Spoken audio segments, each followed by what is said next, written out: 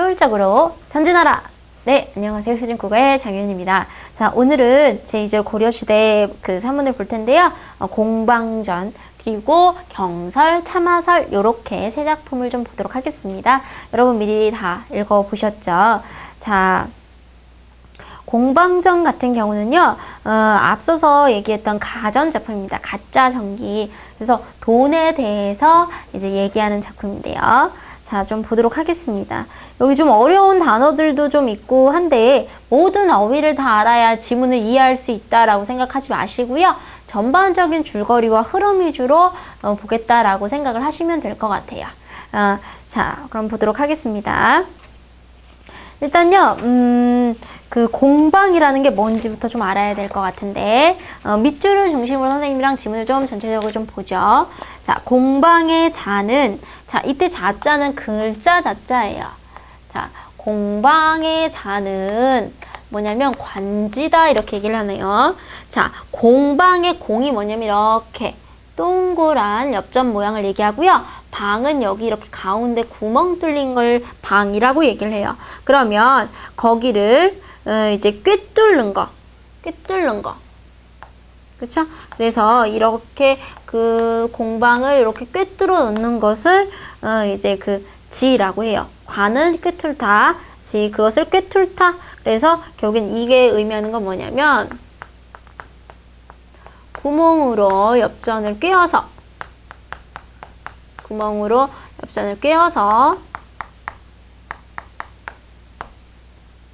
만듦 그 돈더미죠. 그걸 의미하는 거죠. 그러니까 공방은 이렇게 돈으로 이렇게 꿰다. 자, 그러면 이 생김새를 보세요. 겉은 동그랗고 가운데는 네모네요. 그러면 얘는 겉과 속이 어때요? 다르죠. 이중적인 속성이 있다. 그 생김새로 보아하니 이중적인 속성이 있다. 이렇게 얘기하는 거죠. 그의 선조는 옛날에 수양산에 은거해서 동굴에 사갔는데 일찍 세상으로 나왔지만 쓰이지 못했다. 자, 그러니까 공방전은 이렇게 그 전에 하면 그 전 가게가 있어요. 가게. 이 사람의 집안 얘기인데 이 집안의 선조는 처음에는 융통이 되지 못했어요. 자, 지금 뭐 얘기하는 거예요? 돈을 사람처럼 선조가 있다 이렇게 얘기하는데 처음에는 돈이 쓰이지 못했어요. 비로소 황제 때 조금씩 쓰였으나 성질이 강경하여 세상 일에 매우 단련되지 못했다. 황제가 관상을 보는 사람을 불러 그를 살피게 하니 관상 보는 사람이 자세히 보고 천천히 말하기를 사냐에서 이루어졌기 때문에 거칠어 사용할 수 없지만 만약 임금님이 쇠를 녹이는 용광로에서 갈고 닦으면 그 자질은 점점 드러나게 될 것입니다. 자, 그래서 이때 유통되지 못했을 때 그 얘기를 하면서 지금 쇠를 녹이면서 자질이 드러나게 된다는 건 돈의 주조 과정이죠. 돈 만드는 과정. 그래서 임금이란 사람을 사용할 수 있는 그릇이 되도록 만드는 자리니 완고한 구류와 함께 버리지 마세요 라고 해서 지금 이제 돈이 그 주조 과정을 거쳐서 뭘로? 세상에 나오기 시작한 거죠. 통용되기 시작한 거죠. 그러니까 옛날에는 돈이라는 거에 대한 가치가 별로 없었죠.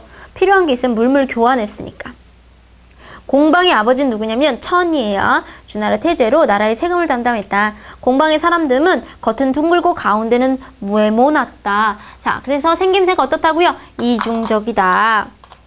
자, 그래서 그럼 왜 이렇게 이중적인 속성으로 얘기를 하고 있는데, 자, 일단요 동그랗다는 건 우리가 모남이 없다라는 거죠. 그래서 이때는 돈의 긍정적인 속성을 얘기하고 싶은 거예요. 어떤 점이요? 상업을 발달시키고 화폐 경제를 발달하게 하고 이런 건 긍정적이죠. 그런데 돈이 이렇게 모난 구석이 많은 네모난 거는 뭘 얘기하고 싶은 거냐? 부정적이라는 거죠. 사실 돈 때문에 누구도 죽여요. 사람도 죽이게 되는 거죠. 인간의 탐욕을 끊임없이 자극하죠. 인간의 욕망을 자극하는 계기가 되기도 하기 때문에 부정적으로도 보는 거죠. 세상의 변화에 잘 대응했다. 처세술이 좀 뛰어나다고 하죠. 공방은 한 나라에서 벼슬 하면서 홍역경이 되었다. 당시 오나라 임금의 비가 교만하고 참남할 권력을 마음대로 행사했는데 공방이 이 비를 도와서 이익을 취했다. 라고 얘기하면서 뭐 염청승과 함께 있었는데 그 이름을 부르지 않았고 뭐 이런 얘기가 나와요. 이런 콜콜한 거는 굳이 다 뭐 암기할 필요는 없고요. 밑줄 한번 보죠. 공방은 성질이 탐욕스럽고 염치가 없었다. 자, 그러면 공방의 성격을 뭐라고 얘기하고 있어요? 탐욕스럽고 염치가 없었다 이렇게 얘기하죠. 자, 그러면 이 공방을 의인화한 거긴 한데 실제로 공방, 돈이 이런 성격을 가질 리가 없잖아요. 그러면 이때 얘기하고 싶은 건 뭘까요? 보통 사람들이 누구를? 돈 맛을 알게 되면 어떻게 돼요? 탐욕스럽고 염치가 없어지는 거죠. 그래서 지금 그 돈 맛을 알게 된 이 탐욕스럽고 염치가 없는 존재는 누구라고요? 돈 맛을 알게 된 인간이죠. 그걸요 돌려서 비판한다. 우회적인 비판한다. 이렇게 할 수 있죠. 됐나요?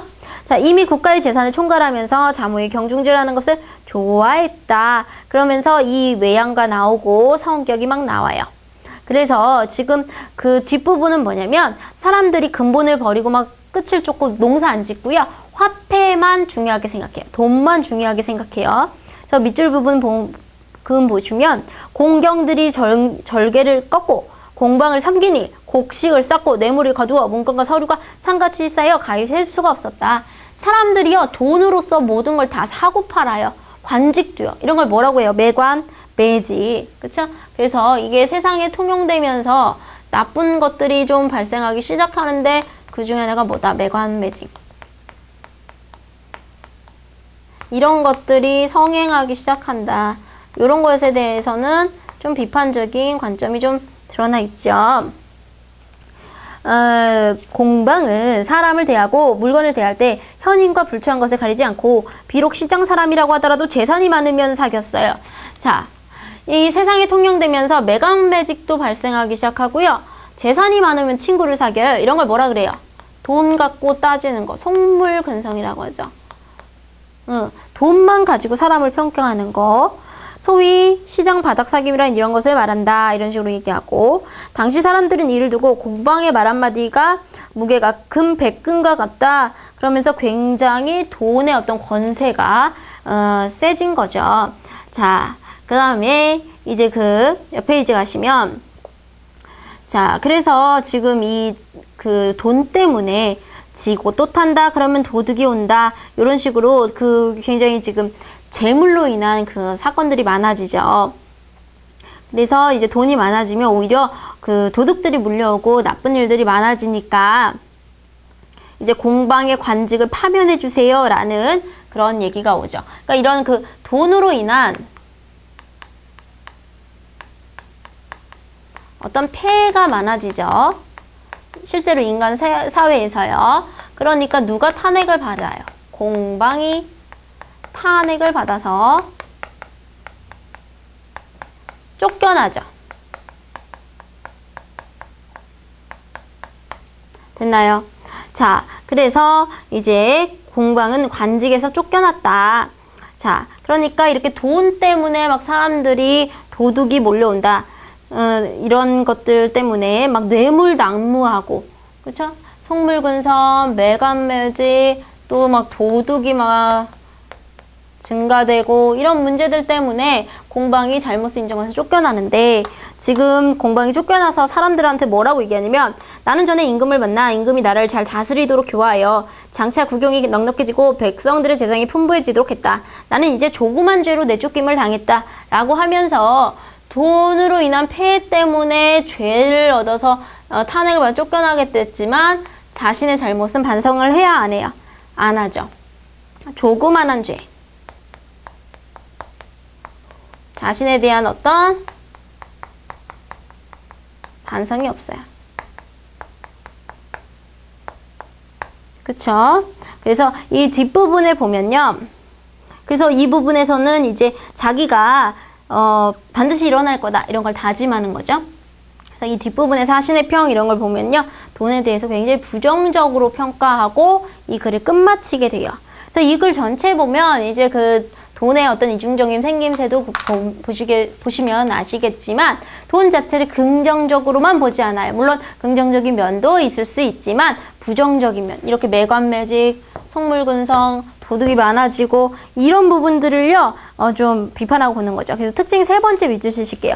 돈에 대한 작가의 비판적인 태도가 드러나 있다. 그래서 사람들이 결국에는 이제 그 농사, 옛날에 그 세금을 거둔 건 누가 걷냐면 주로 이제 그 농사를 짓는 사람한테 세금을 걷거든요. 근데 그 사람들이 농사를 안 지으면요, 세금 거둘 수가 없기 때문에 국가의 재정이 어려워지는 거죠. 그래서 이제 이게 다 누구 때문이다? 공방 때문이다. 그래서 결국에는 쫓겨나게 됐다라는 거죠.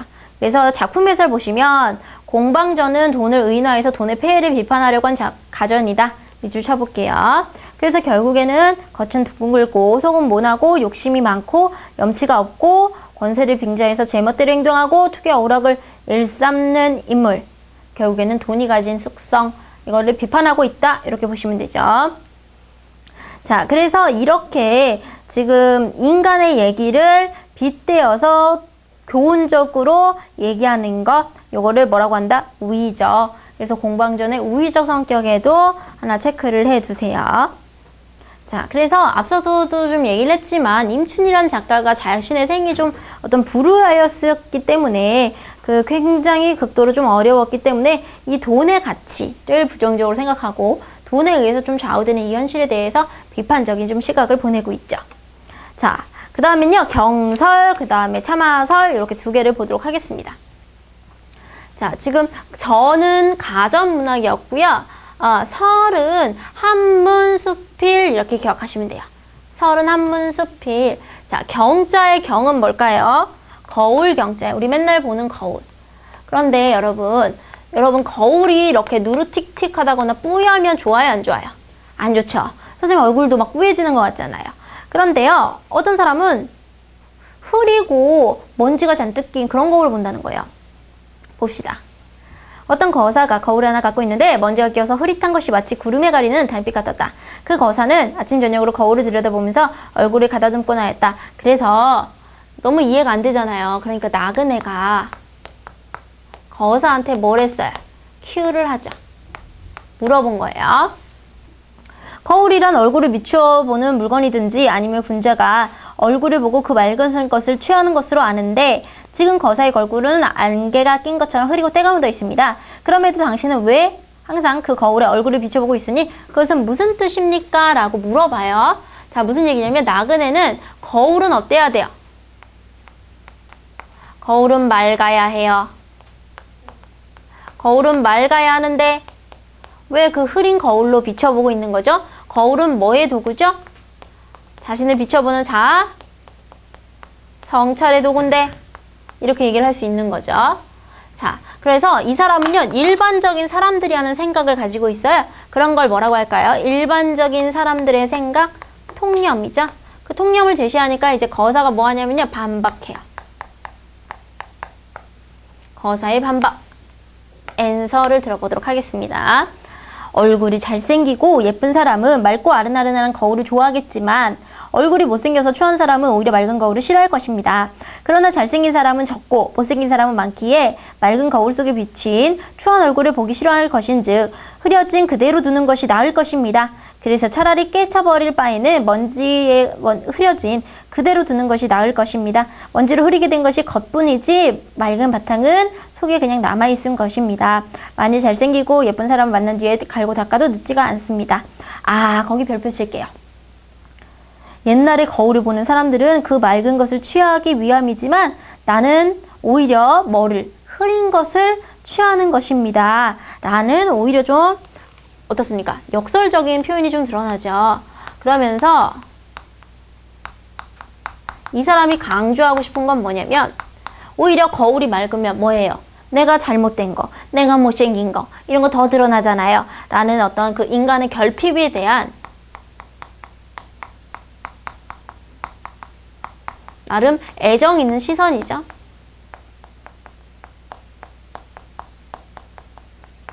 그쵸? 그리고 그거에 대해서 이제 오픈만, 열린 마음을 가지고 있다. 이렇게 볼 수가 있는 거죠. 그쵸?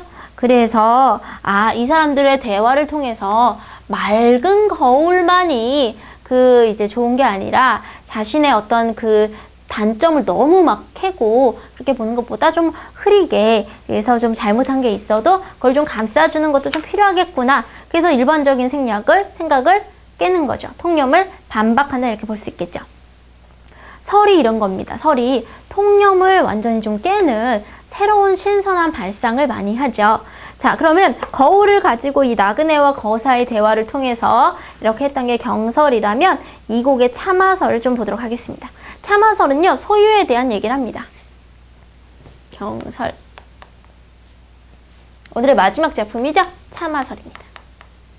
참화, 말을 빌려 탄 얘기인데, 나는 집이 가난해서 말이 없기 때문에 결국 그래서 말을 빌려 탄 거죠. 그런데 노둔하고 야윈 말을 얻었을 때는요, 쓰러질 것 같으니까 이렇게 전전긍긍하면서 조심하면서 타다가 이제 너무 좋은 말, 빼어난 말, 어떤 말이라 중마, 차로 따지면 막 우리 막 BMW 이런 거 막 탔어요. 그럴 때 의기양양해서 방자에게 채찍을 갈기기도 하고 고삐를 놓고, 그렇죠. 그러니까 두 개가 뭐 합니까?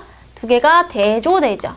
좋은 거를 탔을 때는 막 이렇게 채찍하면서 달리면서 막 방자해지고, 막 이제 좀 약한 거 타면 막 조심스럽게 되는 거고요. 아, 사람의 감정이라는 것이 어쩌면 이렇게 달라지고 뒤바뀔 수 있단 말인가.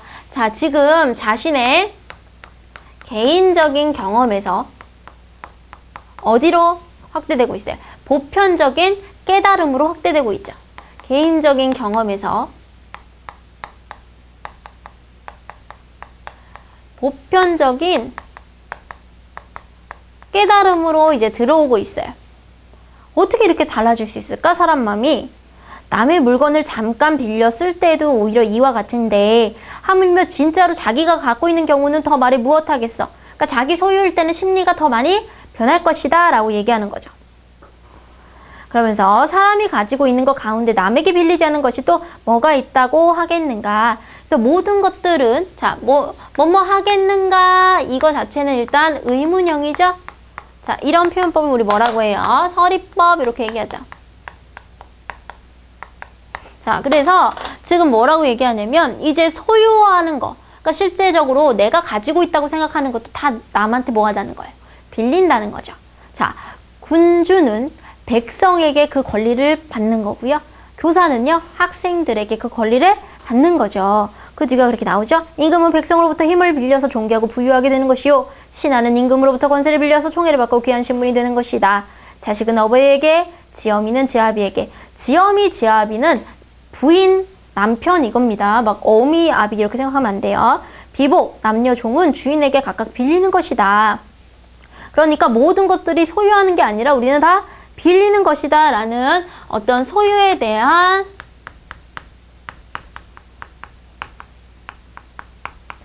본질적인 통찰이 드러나 있죠. 그러다가 잠깐 사이에 빌렸던 것을 돌려주는 일이 생기게 되면 만방의 임금은 독부가 되고 백성의 대부도 고신이 되는 법인데, 더군다나 미천한 자의 경우야 더 말해서 무엇하겠냐라고 얘기하면서 이제 맹자의 얘기를 인용하고 있어요. 자, 맹자의 얘기를 인용하고 있네요.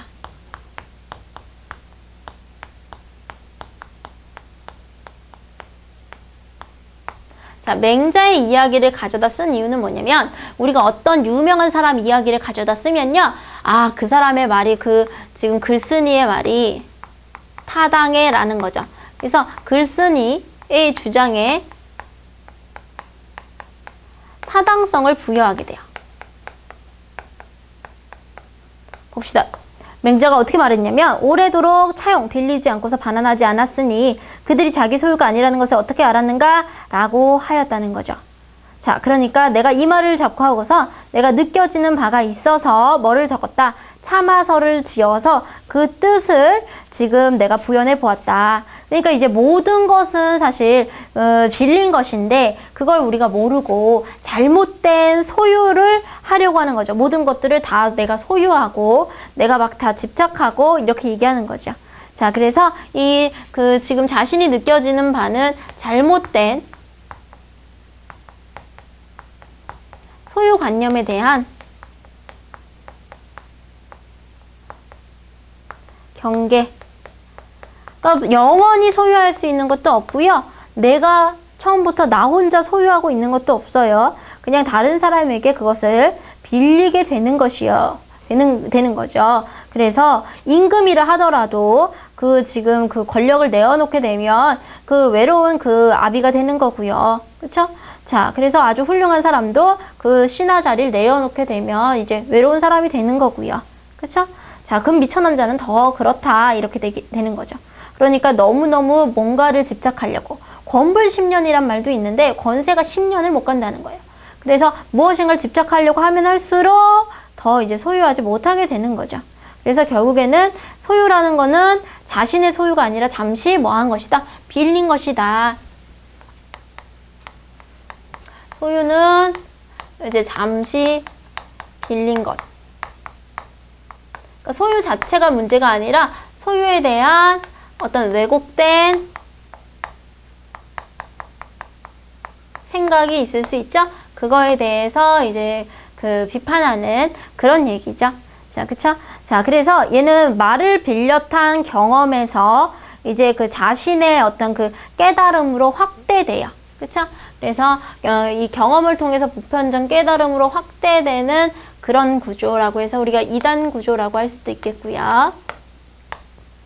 자, 그 다음에 이제 그 자신의 어떤 경험을 통해서 이 보편적인 깨달음, 내가 말을 탄 것도 그런데 하물며 이 인간이 사는 것은 그러지 않을까라고 해서 이게 유사한 속성을 바탕으로 해서 말을 빌려 쓴 것과 이제 그 소유에 대한 얘기를 확대해 나가는 그 유사한 근거로서 추리해 나가는 유추의 개념이다 라고 보실 수가 있겠죠. 그래서 참고자를 보시면 이 작품은 개인적인 일상 경험을 제시한 사실과 경험을 일반한 의견으로 구성이 되어 있다. 그래서 사실 부분에 뭐 있다고요? 말을 빌려 탄 경험, 그 다음에는 의견 부분에서 소유 전반에 대한 문제로 일반화하고 있다. 사실 플러스 의견의 2단 구성이다 라고 좀 보실 수가 있겠고요. 그 다음에 얘랑 같이 보는 게 그 박스 안에 있는 뭐라면 무소유입니다. 무소유는 현대 수필인데 법정 스님이 지으신 수필이죠. 실제로 법정 스님은 돌아가셨는데 돌아가시면서 당신께서 내신 책 무소유를 더 이상 판매하지 말라 그랬어요. 책 찍지 마라. 그래서 돌아가시고 나서 와, 그 책을 사기 위해서 막 되게 혈안이 돼 있었던 사람들도 되게 많아요. 선생님 못 샀는데. 그 무소유에서 되게 유명한 게 뭐냐면 소유하지 않는 것이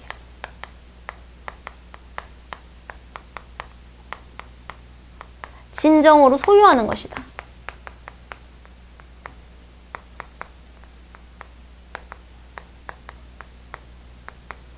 이게 뭡니까? 역설이죠. 무슨 얘기냐면 혹은 소유하지 않는 것, 혹은 버리는 것. 크게 버리는 사람이 크게 얻을 수 있다. 이런 말도 역설이죠. 그러니까 내가 그 무소유에서는 법정 스님이 그 난초를 하나 길렀는데 난초를 정성껏 길러다 보니까 어느 날은 그 밖에다가 이제 잠깐 내놓은 거예요. 근데 그걸 너무 오랫동안 내놓으면 그 뿌리가 썩고 막 죽거든요. 근데 그걸 까먹고 외출을 했다가 큰일 났다, 난리 났다 라고 생각하고 허둥지둥 돌아와 봤더니 애들이 막 이렇게 이파리가 늘어져 있고 그래가지고 간신히 살리긴 했는데 그때 깨달았다는 거죠. 소유라는 게 집착하는 거구나. 그래서 내가 그거를 난초를 닮은 사람한테 줘버리니까 내가 어떻더라? 세상 그렇게 편할 수가 없더라. 그래서 결국에는 이 난초를 내가 괜히 가지고 있어서 이렇게 괴로웠구나. 난 같나요? 그런 것들을 느끼셨다는 거죠. 그렇죠? 그래서 이제 난초에 대한 경험을 바탕으로 소유에 대해서 얘기를 하고 있는 이게 무소유입니다. 자, 그래서 지금 굉장히 비슷하죠. 글쓴이 경험을 바탕으로 해서 어떤 더 집착하고 많이 가지려는 소유욕을 비판하고 있다. 그 다음에 이 글하고 조금 차이점은 이 글 자체는 소유에 대해서 비판적인 것이 아니라 소유에 대한 왜곡된 소유관. 그래서 빌린 건데 자기가 원래부터 가지고 있었다라고 생각하는 것에 대해서 비판하는 거고, 이제 진정을 소유하기 위해서는 괴로움을 없애야 된다. 이게 지금 그 무소유에 대한 얘기죠. 자, 그래서 결국에는 유추의 방법을 통해서 이 개인적 경험을 보편적인 어떤 것으로 일반화하고 있는 그런 이제 그 수필이다. 이렇게 보시면 되겠습니다. 자, 오늘 지금 참화설까지 같이 공부를 해봤는데요. 이제 그 다음 강부터는 본격적으로 소설이 나옵니다.